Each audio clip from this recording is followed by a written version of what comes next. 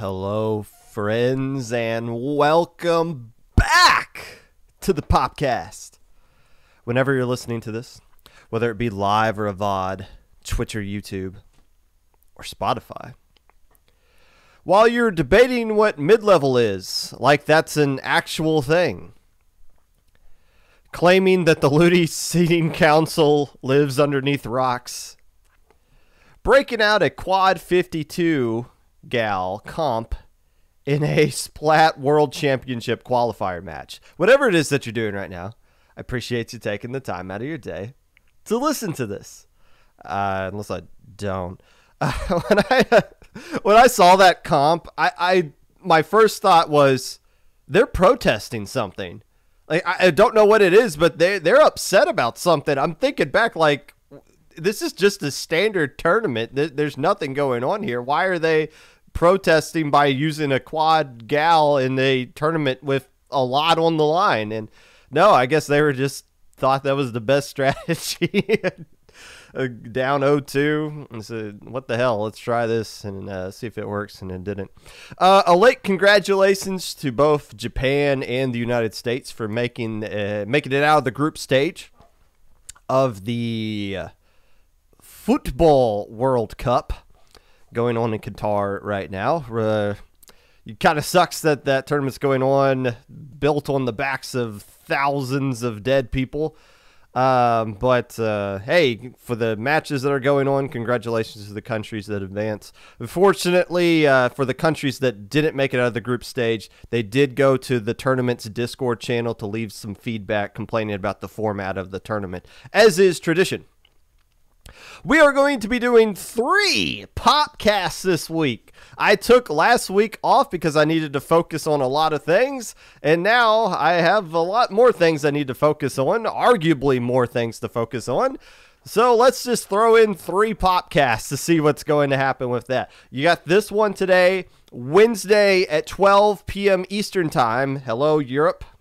It's favorable for you guys. We're going to do my LUTI predictions. I'm going to go through literally every single group, division, all 460 some odd teams, and we're going to not talk about every single one of them, but we are going to give you the preview. I looked back over the VODs, and the LUTI preview ones, my prediction ones are the most watched ones, so it's like, all right, I might as well keep doing those. I think it's because you guys go back and watch them later to see how incorrect I was. Or actually, I think some of you might be watching them to see if I spill some information about your opponents. I don't know. Regardless, we're going to do that on Wednesday. And of course, on Friday, episode 150, we're going to be previewing Low Ink. And maybe I'll do something else as well. I'm not going to release the time that I'm doing the Friday episode just yet because I got some plans in the works, and we'll see how that works out. 3 Popcasts this week. News of tournaments that may be of interest to the casual listener of the Popcast. It's Low Ink week already. It's sneaking up on us, and it's already here. Oh, boy. I'm hoping we get under 128 teams this month. I feel like we are because it's so early and there's a lot of teams that need to sign up still. But not because I don't want Low Ink to get worse or anything like that. It's just, let's give us 1 week or 1 month where we could just do the standard, basically sleepwalk through Sunday of easy double limb brackets that are so stupid easy to run as a TO. But hey, make sure you sign up. We've announced how the LUTI divs change based off of, or how the Low Ink skill cap changes based off the LUTI div. Spoiler alert, it doesn't change at all, basically. We're not changing much. But make sure you sign up early and often. The week after this, if you're wondering why Low Ink is this weekend and not the traditional 3rd weekend of the month, that's because MIT had that date first. It's going to be Storm Break, a major that is the prize pool is currently at $1,300. 1,300 smackaroonies, and it could potentially go up higher. Who knows? I might likely will do a preview for that next Friday, as I'm trying to get into a habit of doing previews for major events like I did with 20XX, like I always do with Low Ink. Let's try to do one for Stormbreak. We'll have more information about that next week. That's 4 Popcast episodes away, so let's try not to get too far ahead of ourselves. Regardless, make sure you guys sign up for that event. I've seen people tweet out, how come there's only like 5 teams sign up for this event? It's because it's 2 weeks away, and nobody's going to sign up until the last possible minute. And then they're going to go into help desk 2 hours after registration closes and be like, how come I can't sign up still? This is ridiculous. You guys live underneath rocks or something. There is probably some sort of village where all the TOs live where it's just nothing but rocks. And we're just all like Patrick Starr just coming up and seeing, oh, hey, morning, neighbor. Hey, yeah. Oh, good times. Today we're going to be chatting with the Magic8ball, the whole Panda Global Nintendo Smash World Tour thing confuses me, and whenever something confuses me, we try to bring in somebody who is more knowledgeable and has more passion about these kinds of things than I do. So we're going to be talking to Magic today. But first,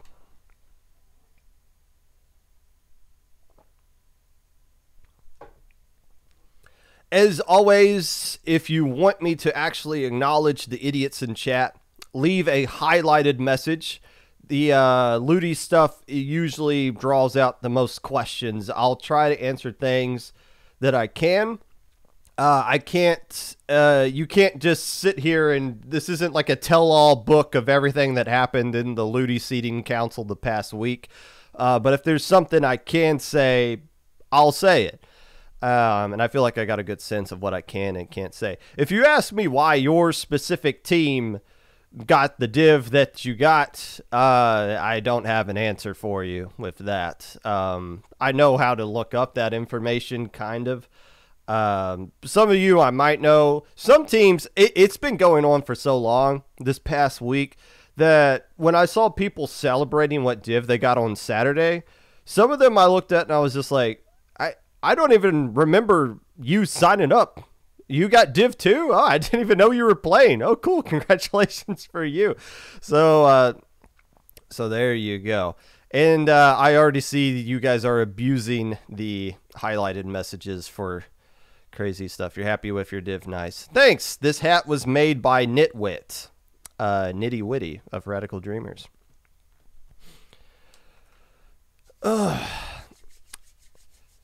Let's start off by describing the process. That much I can just explain. And at least the process that I personally go through. It's the same format. This is my 3rd time being a part of the LUTI Seating Council. I got a good little rhythm down. I print out every single team and I write, I don't think you can see, and I did write some numbers on here, so I don't want to show off too much. But this is 5 pages front to back of every single team with their roster that signed up for LUTI. And what I do is when I put the team into my seeding, starting with Div X and going on down, because that's the correct order that you have to go through. You can't just start in the middle when you don't know where the middle actually is. So when I actually seed a team, I go through and I highlight them and I write down what div I put them in, and I do that for all 462 teams. The reason I do it like that, old school pen and paper, is just to make sure I catch everybody. There's a lot of times here where you just don't know.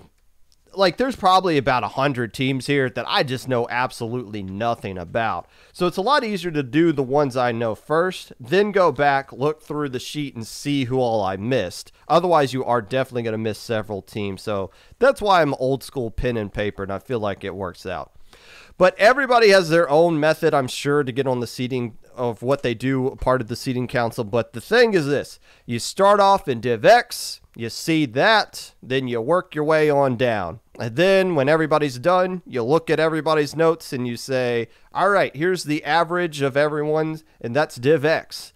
Does everybody sign off on this? Yes or no? No? Okay, well, who should go in other than that? Who are the bubble teams? When you get to those divs that have 24 to 48 teams, you look at it and you're like, all right, most of these teams are fine. Who are the 4 or 6 weakest teams out of this group?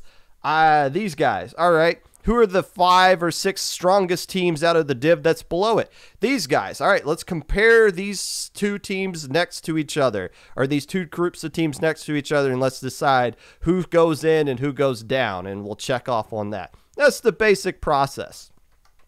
How do you do that, though, with 462 teams? Well, let's do some math here. I have said in the past that I probably spent 20 to 25 hours on the week of the LUTI, of seeding teams in the LUTI Seeding Council. And that was when it was like 300 to 200 teams that signed up for it. I would say that's probably the same amount of time I spent here. Monday through Wednesday of last week, I got my rough draft done in 3 days. But I didn't just like skip through it. Don't think I just I was just speed running, trying to get it done as quickly as I can. I probably spent a good 6 to 7 hours each one of those days just knocking that out. But here's something I want you guys to understand. With 462 teams, how long do you guys think is a fair amount of time to spend looking over one individual team? To look at all the information this team has, everything they present to you, everything they've done in Speed Ladder and Flutie, everything they've done that you don't see, because they only present the information that you want them to see. And it's like, all right, well, let's go back and dig a little bit deeper to figure out, who did you lose to? Who did you get upset by? Those wins that you claim you got. If they're in IPL and something seems kind of fishy, I can go back and look at the chats. There were some teams I caught that put down that they got good results against another team. I just looked just to make sure. And some of them were 3v4s. Played out the entire time. And it's like, oh, okay, that's kind of sus. But you can't do that for every single team, right? But if you want to do that kind of level of deep diving into every team, how long do you think it should realistically take you to do that for just one individual team? To give you some perspective here, let's say you only spent 5 minutes. There's no way you can have that amount of time and get all that information off of one team. But if you spent just 5 minutes on every single team that signed up, it would take you 38 and a half hours to knock out. Basically an entire work week. For those of you who have full-time jobs, that's your entire week. You usually come home being miserable and you play Splatoon until you pass out and you wake up and you go back to work. 40-hour work weeks are draining, but you do it because they give you a paycheck. You usually don't volunteer for an additional 40 hours after that. But that's if you're just spending 5 minutes. Take this scenario into your head. Let's say I took the entire week off. I called into work. I said, I broke my nose. I can't come in for the entire week. Sorry. Please don't fire me when I come back next week. I'll wake up on Monday at 7:30 in the morning. I'll spend 30 minutes, whatever I need to do to wake up, eat breakfast. And by 8 o'clock, I'm ready to go and I'm ready to start seeding. Right at 8 o'clock. I'll take a 30-minute break for lunch at some point, and then I'll take a 30-minute break for dinner at some point. So an hour-long break for all of that. And I'll be done, let's say, 10 o'clock at night. So I'll work from 8 a.m. to 10 p.m. with a 1-hour break in between there. And I'll do that for 6 days, the 6 days that we did for seeding. I'll do that for all 6 days that we have for seeding in the LUTI Council. How much time, if I were to spend basically 8 a.m. to 10 p.m., 6 straight days, how much time could I spend in that amount of time looking at one individual team of all 462? 10 minutes. That's that is what you would have to do to just look at each individual team fairly for 10 minutes, and that's it. So I want you guys to realize something here. Is the seeding that you got 100% accurate? Hell no. Hell no. It's impossible to accurately seed 462 teams in just 1 week. There's no way it can be done. Absolutely no way. So if you feel like you got the wrong seed or you got overlooked or the seeding council just completely forgot you or whatever, guess what? They probably did. I can tell you with 100% certainty that I have already caught some teams that I myself were like, oh crap, those guys are way out of line. But it's a little too late to fix it now. But how was I supposed to catch it? Oh man, it's impossible. So how do you do that? If you don't have time to accurately do these things, what am I spending my actual 20 to 25 hours on? First off, you just go, like I said, you go through X through all the way down. But once you get to those cluster of teams that you know are all right with each other, you just start plugging them in your rough draft, and then you go back and debate them later. It's real easy for me when you get to those traditional alpha bracket teams, and it's like, all right, it's time to put my Myopsidas in.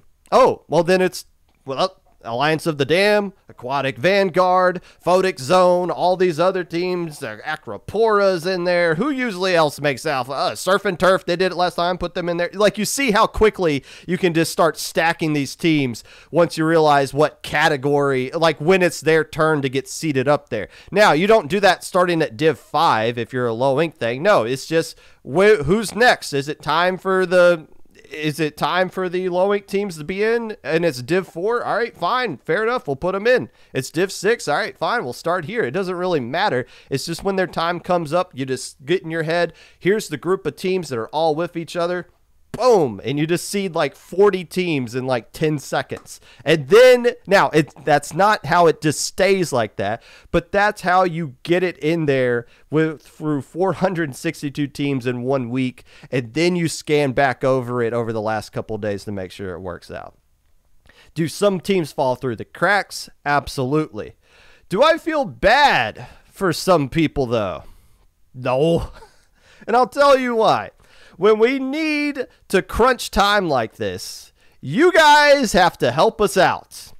A lot of you did not help yourselves out at all and thought it'd be cute to make the seeding council have to work extra hard to find any kind of information about you. So let's say you were to complain that you got put in Div 2, but you have a roster that should be in Div X, and you have on your roster Ant, the hero, one of the key people who helped transition the passing of the torch from FT Win to Starburst being the new dominant team in the scene. How the hell are we supposed to know that Ant is playing in LUTI under the name of Soft Socks? Soft Socks. And leaving no information, no, when you sign up, oh, by the way, Soft Socks is this person, BB is that person. What do you want us to do? You want us to spend additional time looking into describe and figuring out who all these other players are when you could have just told us straight up? It's impossible. So if somebody's upset about something like that, just random example, no, I don't feel bad about it. If you gave us zero information about you, period. There is a spot on that form. And some of you, my goodness, you gave us everything you've done since God first created the planet at the beginning of Genesis. And it blew up the entire sheet with how much information you spit. Fair enough. We looked at that. There was one team, bless your heart, you put down, they actually uploaded the VOD from their LUTI sets. They uploaded the replay codes, and I was like, you know what? They took the time to upload them or to give us the codes. I'll look at some of them. I'll honest to God look at some of them. I pretty much know where they're going to be based off of results. But if they took the time to upload them, I'll watch them. Unfortunately, by the time I got to wanting to sit down and watch them, the patch had already come out, and you can't go back and watch VODs from a previous patch. So I didn't get to see it. But that's something. But if you put down nothing, I don't feel bad for you if you got the div that you don't like. You could have helped us out and you didn't. Other people that I have seen complaints, and I haven't seen a lot of people complain about their div. I've been busy, guys. I've been pretty busy after LUTI, leading up to LUTI. So I didn't have a lot of time to scan Twitter to see who's upset about what. But the other group of people that I've seen that were upset about their divs haven't done anything in months. If the crux of your argument is you've done something many, many months ago back in Splatoon 2, and you don't even have proof that you own a copy of Splatoon 3, I don't feel bad for you if you don't get the div that you had. Just because you guys had a spot lined up for you in the past doesn't mean that spot is still guaranteed for you in the future. It's not that you are getting worse. It's that other people are getting better, and they don't have to stay stuck behind you because you're refusing to play any tournaments. So if you haven't done anything in months, I don't feel bad for you if you don't like the seed that you got. If the crux of your argument is what you did last LUTI season, I don't feel bad for you if you don't get the div that you wanted. Why? That was a year ago.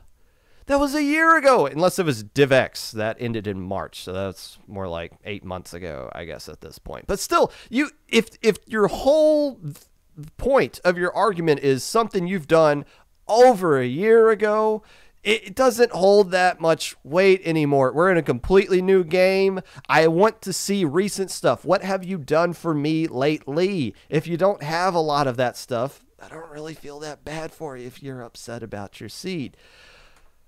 That being said, there are some complaints that I saw that were like, yep, we screwed up on that. The college stuff. Probably could have spent more of the, probably could have spent a couple of hours looking at the college stuff a little bit deeper. Me personally, I'm not calling out anybody else on the seating council. And I'm not going to tell if anybody asks, well, what did this person think of that? Or what did this seating council member say about that team? No, you should never reveal that information. That's all confidential to some extent. But yeah, the college teams, as I look back over them after the divs had come out, it's like, oh yeah, some of that stuff got a little bit screwed up. But here's the thing. Even if you complain about your div, it's not like it can be instantly fixed. And here's something I think you should be doing if you are complaining about a div. If you are saying you should be up one div, let's say you're a div 3 team and you're saying you should be up in div 2. You can't pound the table and say that you deserve to be up in Div 2 without at the same time saying to everybody what team you think you should take.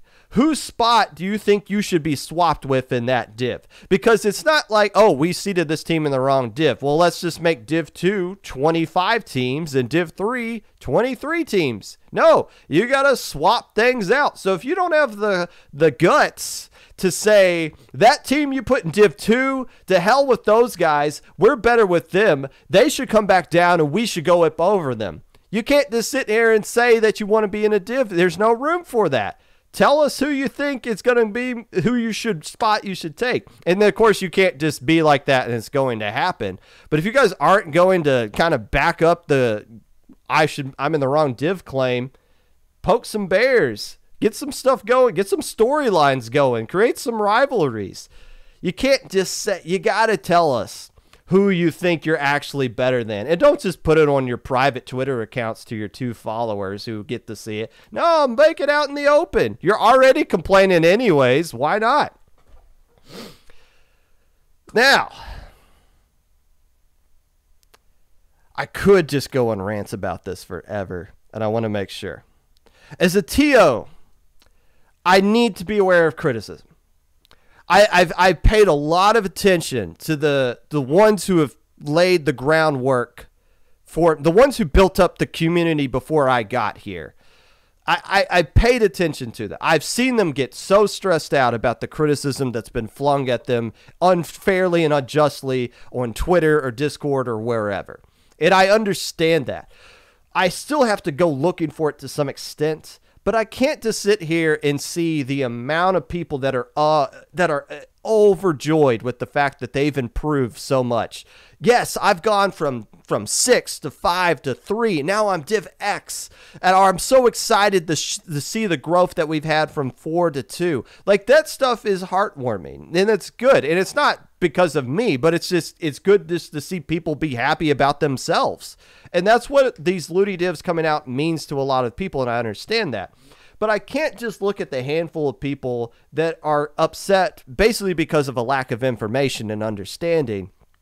And I'm not going to go through Twitter and respond to people, because if I see somebody complain about why they got the div that they got, I could very easily just go into their tweet or their tweets and just say, no, you got this div because of this. It's like it was unanimously decided that this was correct.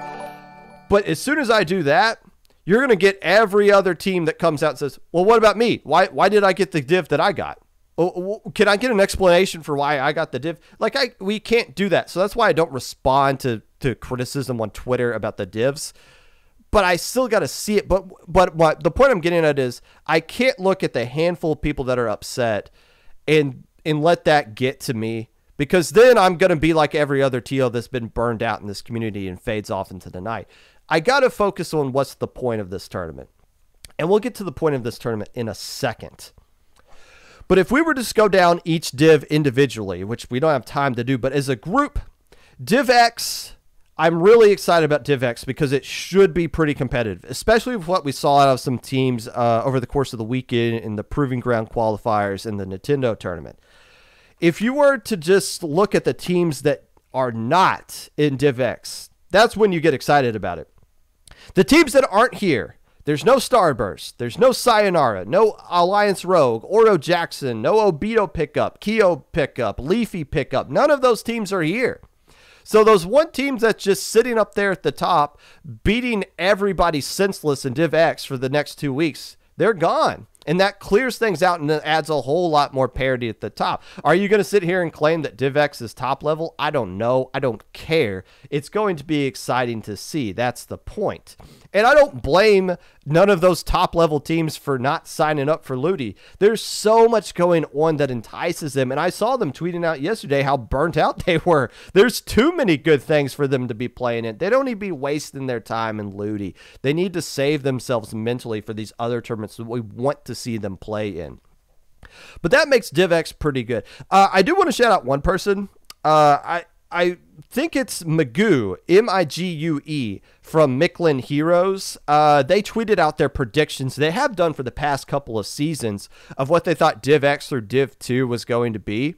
And they're pretty much spot on. I'm sitting here looking at it from the seating council's perspective, because I know what the actual answer is as I see in that tweet. And I'm like, they pretty much got it figured out. The only thing they had wrong was Div X being at 8 teams. And in reality, it was at 12. So when you throw in those 4 other teams from Div 1 up there, it starts to make sense. But my point is with that is that Div X through Div 2, pretty much everybody gets that. Everybody gets that right. If you actually play at that skill level or you pay attention to that skill level, you know what it should look like. And Div X or Div 2 are pretty much spot on unanimously. Probably Div 3 as well. I haven't personally looked at Div 3 much the past day, but I'll be looking at it tomorrow as I'm doing my previews. So Div X or Div 2, mostly right. The question is, when you have this many teams, what do? Do you start making a giant 96 team div at the bottom, or do you go all the way to Div 17 or whatever the number would have been? At some point, you got to start making these divs a little bit more gigantic. So you got the 48 team divs. And where does it start? Initially, I argued for it to start at Div 5. But as I was filling out Div 4, I was like, here's my 24 teams. And then here's my 2 teams that could also go in. And here's my 12 teams that could also go in. And here's my 20 teams that could also go in Div 4. I'm like, okay, never mind. Div 4 needs to be 48 teams. It's quite obvious that Div 4 has this huge chunk of teams that are, number 1 versus number 48. Yeah, that's going to be a butt whooping. There's nothing you can do about that. There's no 48 teams that are right with each other. But that's where Div 4 is where it started to become a little bit more clear that things could be expanded. Now, once you go to 48, You can't go back down to 24 in a following div. You can't start off Div 4 being 48 teams and then go back down to 24 in Div 5. The reason for that is that when you start doing that, you are start hard defining that there is a huge gap between this div and that div, that they're willing to let in more teams into this one and not that one. And it's not really the case. Div 4 and Div 5 are not like miles and miles apart from each other. They're not. A Div 4 team in theory should beat a Div 5 team, yeah, but it's not like it's a total curb stomp. And it shouldn't be considered an upset if you beat a team a div above you. They're still roughly in the same-ish ballpark, so to speak, with that. So that's where the decision came in to start with 48. And it got down to 11. I think Div 11 is just the true, I don't know. I think I did catch one team in Div 11 right now that's like, oh, wait, I actually do know those guys. But the vast majority of Div 11, it shouldn't be called Div 11. It should be called Div WTF, because it's just a total crapshoot. The team that won the bottom Div last year, wasn't that the Teenage Mutant Ninja Turtles? Or did they finish in second place? I can't remember. And we have no idea who those guys are. Clearly they were alts, and they never played under any tournament with those same names again. So, interesting stuff going on with there.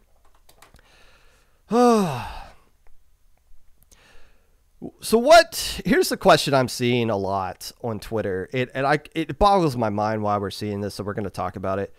What is mid-level now? I don't know. I don't know what mid-level is. None of you know what mid-level is not an actual thing. You guys know that, right? Like, people are sitting here, well, what's low level now? What's mid level now? It's like people are arguing if the tooth fairy brings you a quarter or a tooth when you put it underneath your pillow, when the real question is, wait, why are you guys arguing about what the tooth fairy does? The tooth fairy doesn't actually exist. There is no mid level. It's a social construct designed to distract you guys from the truth. There is no mid level. Yeah, if you want to say, oh, this is a mid-level area, fine. But there's nothing magical that happens when you become mid-level. There's only two, well, no, not just two, but it's actual regions that you belong in. You're either eligible for low ink, eligible for Little Squid League, banned from all those things, in +3, 2, or 1. Like, those are the only things to identify yourselves as. If you want to call yourself mid-level, there's nothing magical that happens when you do, so it's a pointless argument to make, but so be it. If people want to do that, go right ahead. The point with this, though, is when it comes to low ink, if this is the crux of the argument, is if you're low ink eligible or not.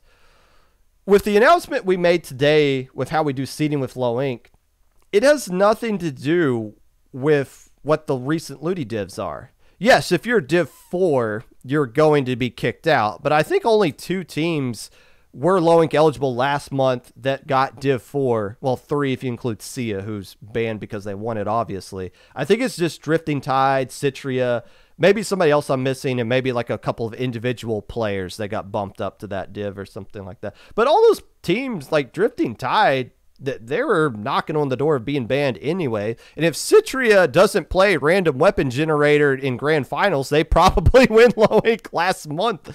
So it makes sense that those teams are gone. But everybody else in Div 5, we're treating it as if you were banned before, you still got to tell us why you think you should be unbanned, and just saying your Div 5 isn't good enough. Like, you can't just go into the seeding council with the thought of, I'm going to seed this team in Div 5 so that they can be eligible for low ink, and I'm putting this team in Div 4 so that they're not eligible for low ink. LUTI is not the governing body that decides who plays in our tournament. The only people who decide who plays in low ink are myself, JPEG, and our staff. That's it. Nobody else has any say in that. I don't get to, as part of the seeding council, I can't just put a team in Div 7 and say to Parias, hey, I'm thinking you should let this team into Little Squid League. No, who plays in Little Squid League is none of my damn business. Whether I'm on the seeding council or not, I'm not a part of the Little Squid League staff. So that's not the point of this thing. And when we've let LUTI be the governing body of what all the skill caps of these tournaments are, That's where we give it too much power. And that's why you guys go on Twitter and you have these stupid conversations about things that aren't actually real. Here is what is real. Here is what the whole point of this tournament is. This tournament, for those of you who are actually going to play it and not just drop after you get the number, this tournament is the most stressful thing you will ever do in this community. I've won Low Ink before. I've played in grand finals of SAC circuits. I've done all of these things. None of them come close to the amount of stress and satisfaction you get of winning a game 9 of a LUTI set and the amount of sleep you will lose of losing a game 9 of a LUTI set. These tournaments are hell. But if you are a competitor, you live for stuff like LUTI. It's crazy. The amount of time that you can spend prepping for your opponent, looking into the VODs that they put out there, laughing at how stupid they are for streaming their scrims, basically giving you the game plan of what they're going to do against you the week of. Like all of that stuff, if you're a true competitor, you love that stuff. And that's the point of LUTI, to find other people around your skill level, be friends with them. Look at all the people. Jim made a great video on Squid School talking about LUTI. He talked about those that Div 6, the old Div 6 gang, West Broadway Grillers, now just the Grillers, Destiny Troops, Splat Force, all those players. Look what we've become now. But we all met each other in that one season where we just took turns beating the absolute snot out of each other. It was a bloodbath and it was so fun. And that's what you guys are getting out of this tournament. Most of you are in for hell in this LUTI season, but this is the kind of hell that you want. There's nothing like playing in a LUTI match. That's what you signed up for. LUTI divs, and this is coming straight from somebody who is part of the seating council. LUTI divs are just opinion. LUTI results are fact.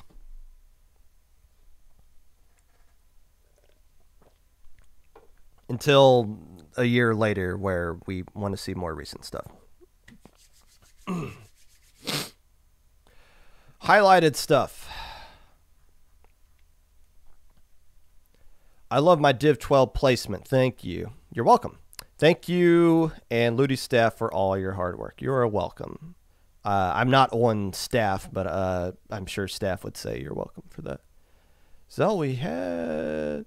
There is no Easter Bunny. There's no Tooth Fairy. There is no mid-level. True enough. There might be an Easter Bunny, though. I've never disproved that.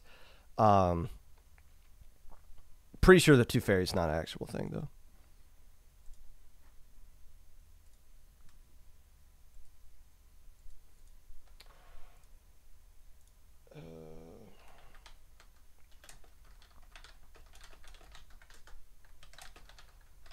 Let's knock out, and then we'll get to the Magic 8-ball.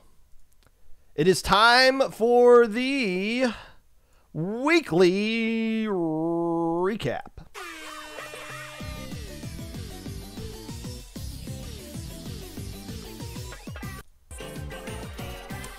Starburst and Alliance Rogue won everything.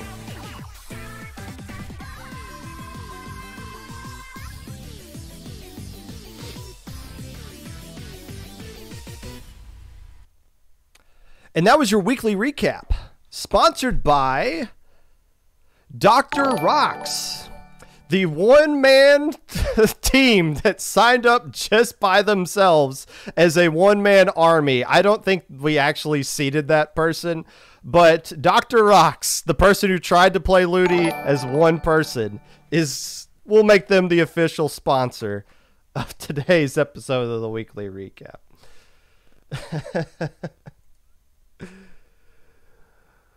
Oh,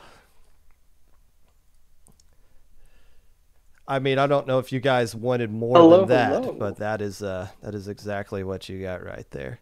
Now, as we are transitioning into our lovely and talented guest today, I want to welcome you guys. Oh, wait, we got to make this full screen and then focus and then grid. No. That works. Show new participants. Show non-participants. Where'd you go? Well, while we're waiting on, there you are. Welcome back. Welcome in to the Popcast. Somebody who is going to help us understand why that it was announced last week that the Splat World Tour had to be canceled, drawing the ire of the Smash community directed at both Panda Global and Nintendo. Analyst, commentator, all-around Smash Splatoon person, Magic8ball. How is morale in Philadelphia? Please tell you. Did you hear anything? Am I muted? I am muted. I was muted that whole time. Hi, yeah. Magic. How's morale in Philadelphia? I just introduced you.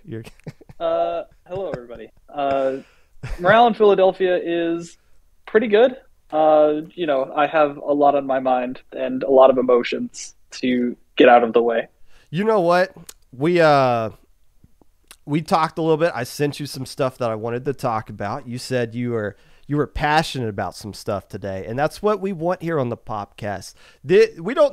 No one else has been on 4 times other than you, Magic, and it's because nobody's got the passion you do, unless that's not true. So let's skip all the questions, the warm-up things. Let's just get right into it. How do you explain the Smash World Tour, Nintendo Panda Global thing to somebody who's just now hearing about it for the first time? So the best way that I can put it like this, imagine kids are out at a schoolyard, right? And 2 kids are thinking, oh, I want to organize a big football game on the schoolyard. But there's a long-standing tradition that you have to get approval from the supervisor teacher. And that thought happens to 2 kids in 2 completely different places. One of those kids is buddy-buddy with the teacher's kid, and the other one is like kind of a little bit of a delinquent. And so one day at recess, they both go and ask the teacher, hey, can we do this big football game? And the teacher goes to the one kid, and that's Smash World Tour. I don't know, I'll think about it. And they tell the other kid, and that's Panda, the one that they're buddy-buddy with, yeah, let's do this thing. So then Smash World Tour starts telling everybody to play in their game. You know, we're going to make this big football game. Whole school is going to be involved. Even though they know that Red Bull and Twitch and everybody in the past have tried to do this and they got shut down. Literally, the teacher came and took their football away in the past. Panda starts hearing that Smash World Tour is going around telling other kids. And they go, yeah, well, I got approval from the teacher. You should join my football game.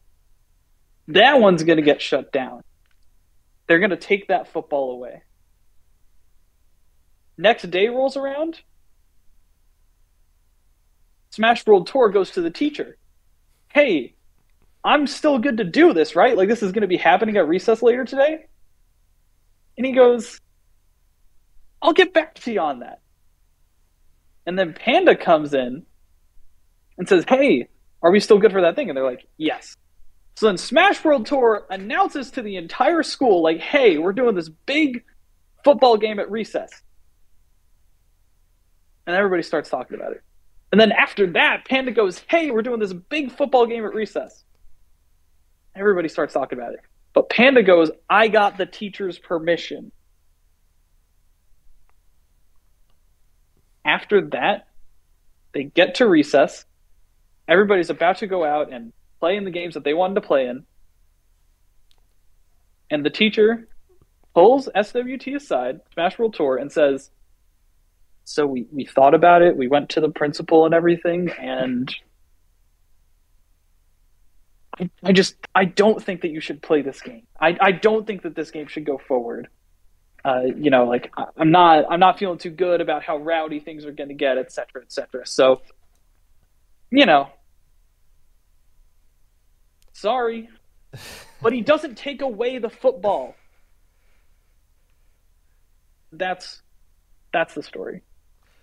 So, okay, so it was, from my understanding, it was Nintendo and Panda Global that were putting this on, or that Nintendo was basically allowing Panda Global to do it. And then Yeah. did Nintendo go to Panda Global and say, you can't do it anymore? Or was it Smash World Tour? Like, are these separate entities, Smash World Tour and So Panda Global? Panda Global is separate from Smash World Tour, is separate from Nintendo. Right. Nintendo and Panda are working. They're buddy buddy. If Nintendo's the teacher in this example and Panda's the buddy buddy kid, that's their connection, right? And Smash Right. World Tour is just kind of over here. They're wanting to do the same thing that Panda's doing. So why do you think they canceled it then? What's the theory behind that? Here's the thing right now, and I don't know if you saw the most recent statement from literally Alan himself, who's being credited as like the big bad right now in Panda. Yes. And not only does he have like just bad, I guess, rep from the entire community at this point, in the past, he's gone on record stating how he sees the Panda as an esports opportunity. How he worked to be a doctor and how he wanted to get involved in esports as an industry to grow, right? You can tell it's very egocentric thinking.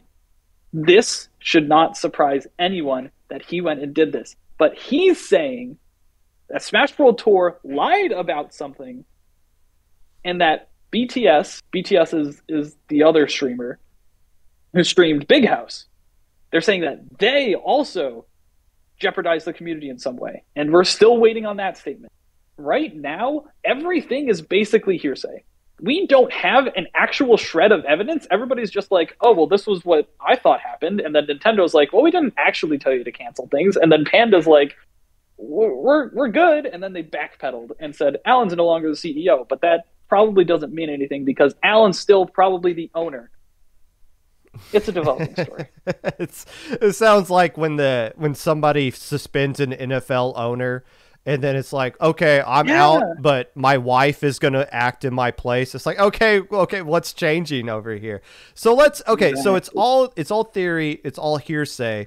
Let's say I got you in a room with the executives from Nintendo and Panda Global that made this kind of decision. And you get to ask them one question and they have to answer it with 100% honesty. What is that one question you want them to answer? I want Nintendo to answer specifically, why did you say that they couldn't do it? Why didn't you give them the license? Because this had been 12 months in the making. They had been in communications for 12 months, and this thing didn't go through. Why didn't you give them the license? Why did you not, after denying the license, say, we're going to give you an opportunity to make this happen? We see that there's a lot of things happening, and like this is already in progress, and we didn't catch up. We didn't process this license in time, but we are going to help you and make sure that things are hunky-dory so you can still have your event. Because in that statement that they released, they recognize that there's a lot of damages that are going to happen because of the cancellation. And this is where I think that, like, Nintendo, I'm going to get into this later. As much as Nintendo, I think, is harming things, they don't want to. I don't think they want to see things go on, especially people at Nintendo of America who have been advocating for things for a long time. That's the kicker, is why did they not get the license? Why did this have to happen? Well, okay, so from my perspective, you kind of talked about Nintendo maybe there might be something to understand here.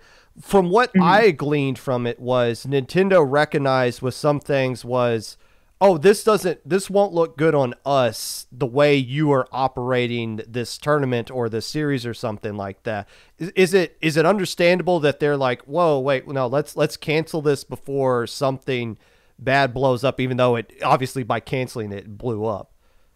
Right, exactly. And that's what I don't understand is, like, what was the issue that couldn't have been remedied?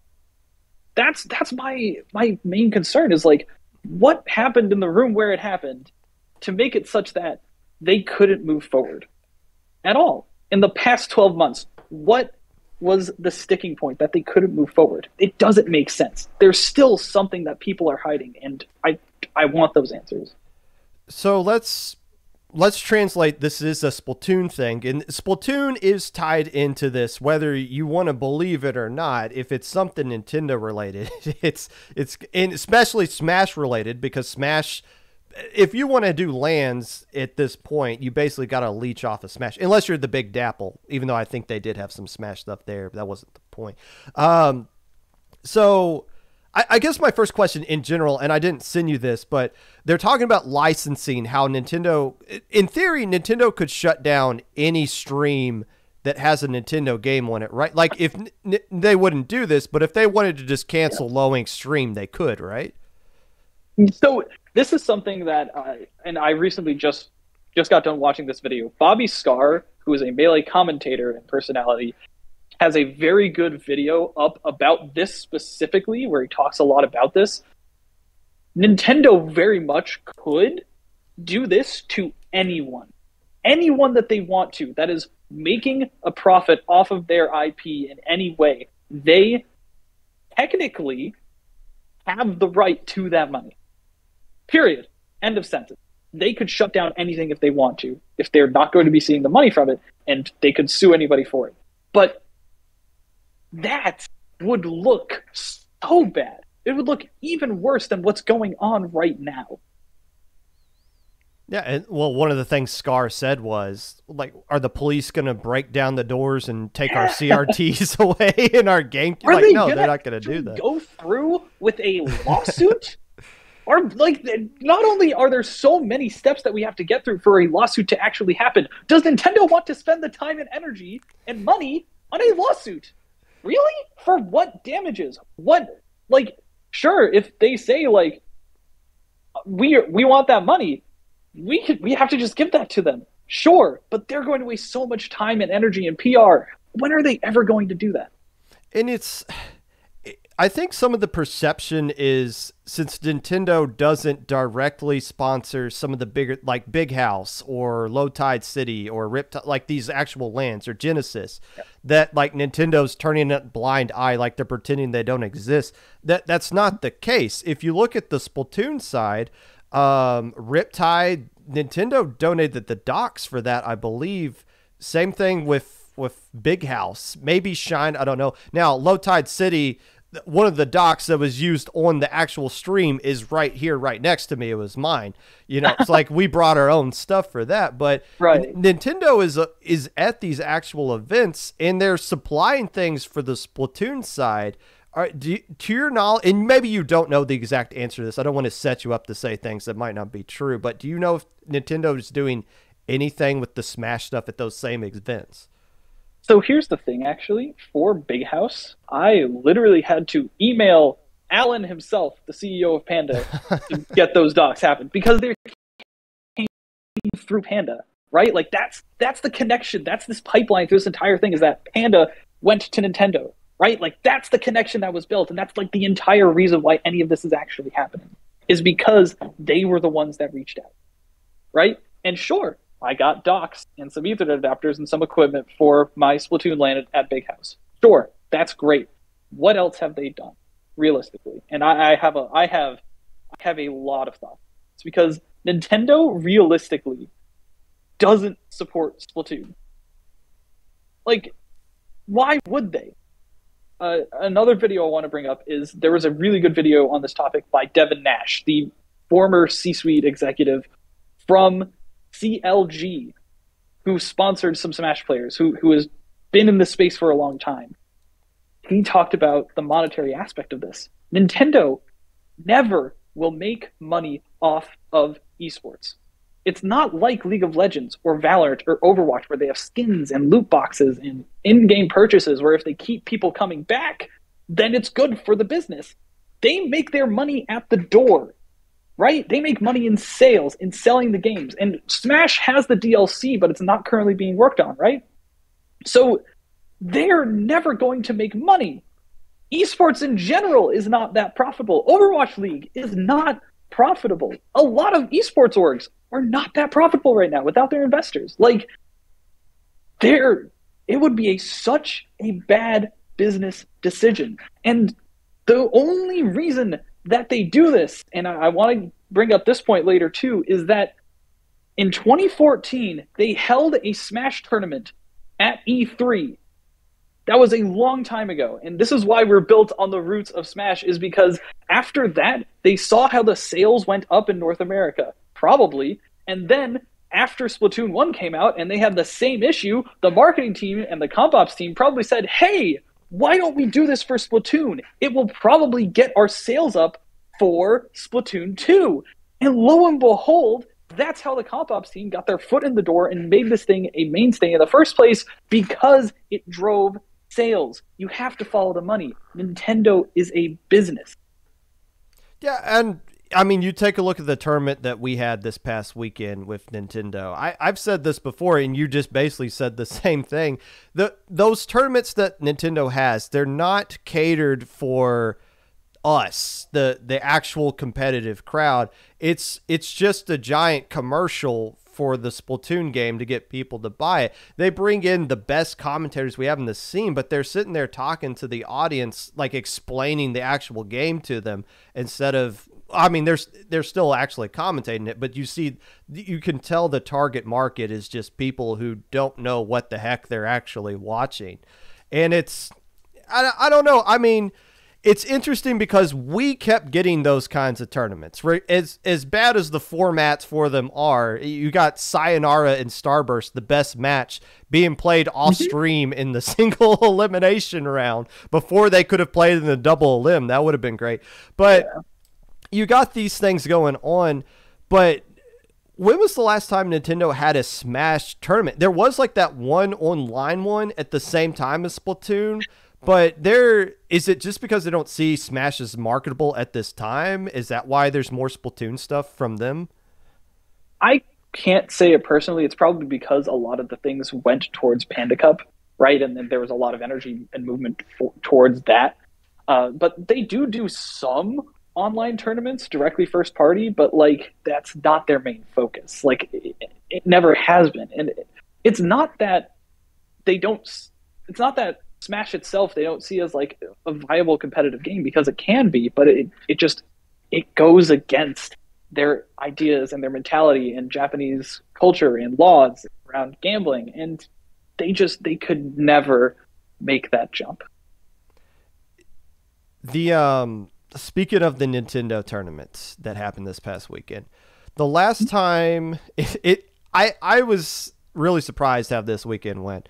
When this same scenario happened 2 years ago, a tournament getting canceled from Smash, the Big House getting canceled online because of Slippy, immediately afterwards you saw tons of teams change their name to Free Melee, Save Smash in the Splatoon tournament directly after, causing Nintendo to say, due to unexpected circumstances, like they don't have an intern that just looks at Twitter, we have to cancel the stream.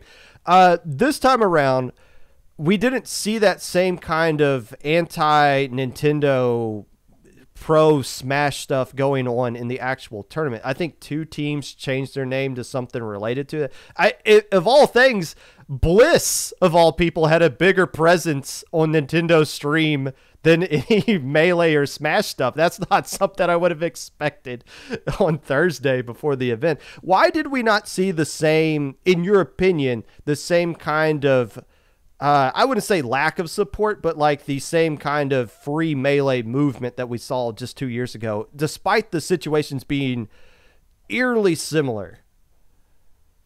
But the situations are not too similar. And it has to do with the people in our community. Do you think that the top players are going to risk their tournament on a trip to PAX? Right? Like, do you think they're really going to stick their necks out for this? And I don't blame them at all. I don't blame them at all. Do you think that they're really going to stick their necks out for that? Just for this wishy-washy hearsay, we don't even know what the full conclusion to this is, statements that are being put out, right? Like, it's not like, oh, they literally sent out a cease and desist. It's, no, there's hearsay back and forth, and there's no clear reasons given, and all of this PR madness. Do you really think that these top players want to stick out their necks for that? And I also think that the players themselves were a different crowd. Like during the Squid House, there was Kyo and FT Win and Southern Lights and Enlightenment. Like, do you think that those teams aren't gonna play like they have nothing left to lose and do stuff like that? Like, I think that is much more those player styles rather than the Sayonars and the Starbursts. And again, that is nothing against them, but I think that the situation is different. I also think, that as much as people hate EGTV, as much as people like hear red when they hear that name, EGTV were Smashers first. And so because of that, because of the outcry, and because all of them were united in saying, yes, we back Smash, we didn't see that this time. I talked to a lot of the other organizers. They did not have the same response. They were not devoted to organizing something around this. They were not vocal and outspoken. And it's because of a couple of different reasons. The community leaders right now are a lot more timid, a lot more responsive to the idea of a relationship with Nintendo, and some are even under contracts as commentators and TOs. It's not like they're going to stand up to them, just like the others did. And I don't blame those people, but I will urge them to realize that we don't need to be esports. We need to try and become a self-sustaining community. And this is something that I've realized recently are two different things. And this is why I asked the question I did earlier today. And this is my third reason. If everything was stripped away and the audience and internet infamy of winning these tournaments, the income from streaming and content, the prospect of Splatoon esports, would you still play the game and try to be the best? And if that answer is yes, then why are we pandering to Nintendo? Do you feel like we are pandering to Nintendo though? Yes, 100%. I've talked with so many people in a bunch of different organizations. There are people that literally have connections to Nintendo and are working with them consistently. And again, I hold nothing against them. But if we want to see the scene actually go places that are more than just what we have right now, we can't be playing with Nintendo like they're going to be our friends. If the Smash community is any example, we should not enter into a toxic relationship with them just like they have been for the past 10 years. This has been going on for 10 years, and it sets a precedent.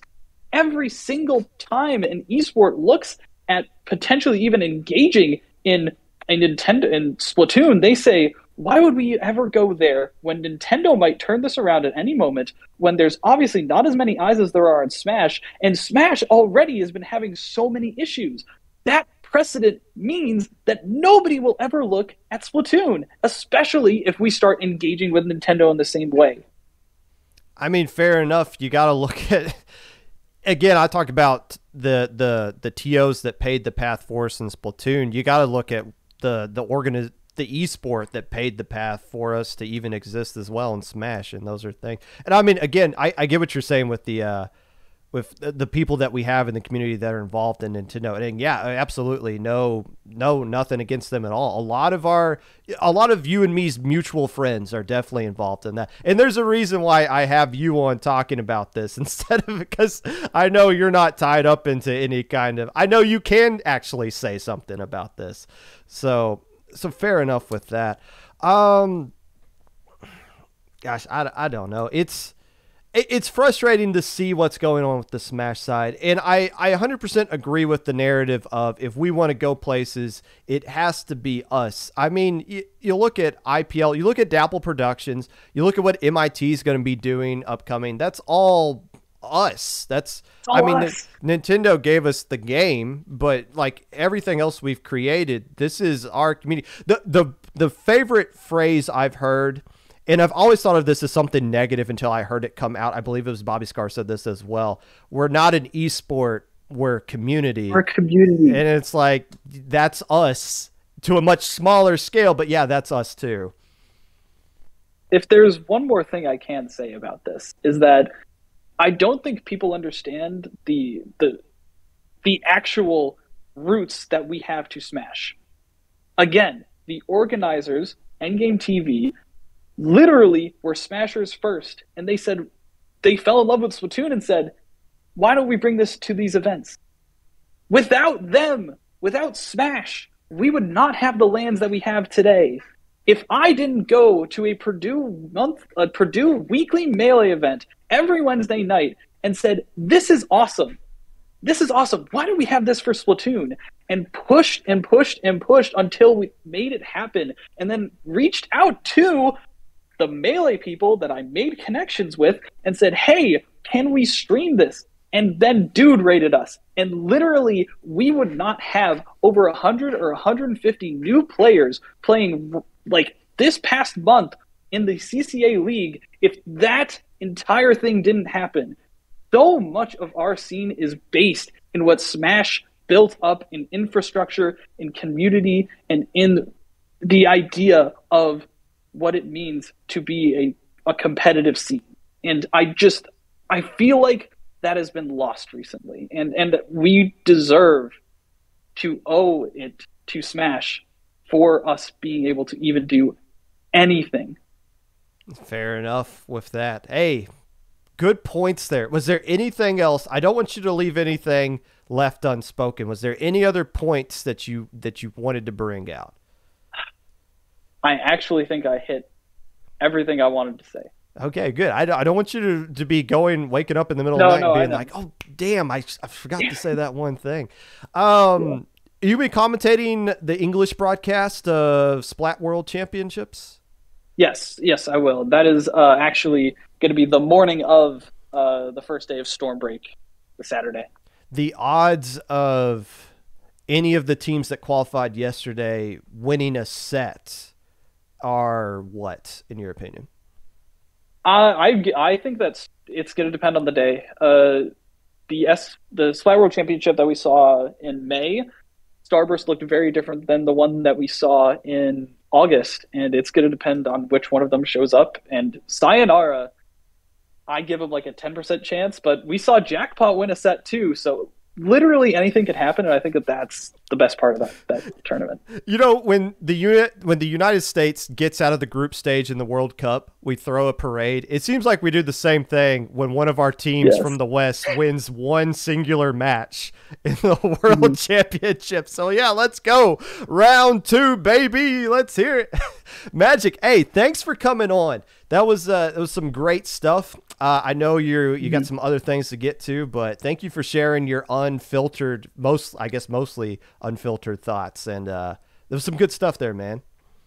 Thank you. Thank you so much for having me and for letting me speak my mind about this. Absolutely. We'll get you back on. We're going to keep pushing this record. It seems like twice a year we get you on, so we'll find ways to do that. All right, word. I'll talk to you later, buddy.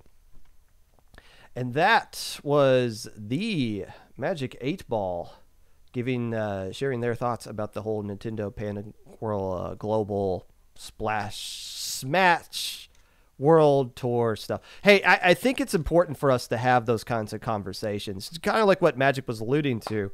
If we want to go the places where we want to go, we have to look at our big brother in Smash, and we got to see how they're handling things and how things are being handled to them, and try to adapt ourselves to those kinds of things. So that's why it's important for us to have these kinds of conversations and to be aware of these things that are going on, because it does affect us. It doesn't directly affect us in the same way that it's obviously directly affecting Smash, but we still need to keep an eye on these things because it does eventually lead to us. Hey, if they cancel Low Tide City, that's our event too now.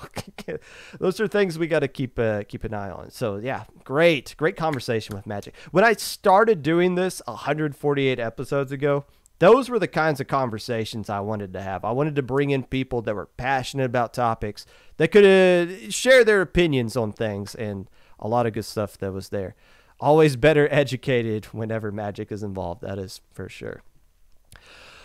That's going to do it for today's episode. We will be back on Wednesday at 12 p.m. Eastern Standard Time. That's what we're not Eastern Daylight, right? 12 p.m. Eastern Standard Time. I'm going to break down every single LUTI group and tell you who I think is going to win each one and put my foot in my mouth with that. So I'll see you guys back on Wednesday, and then I'll see you guys on Friday with a special 150 episode edition of the Popcast, which is a LUTI preview, a Lowing preview for this upcoming Lowing.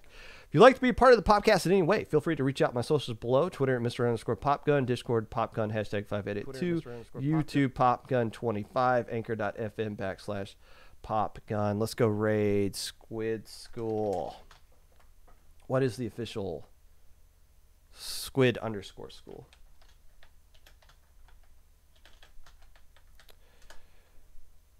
Enjoy the rest of your evening. Good luck prepping for your LUTI matches, which I think start this week. And make sure you get vaccinated and stay safe and don't do anything dumb.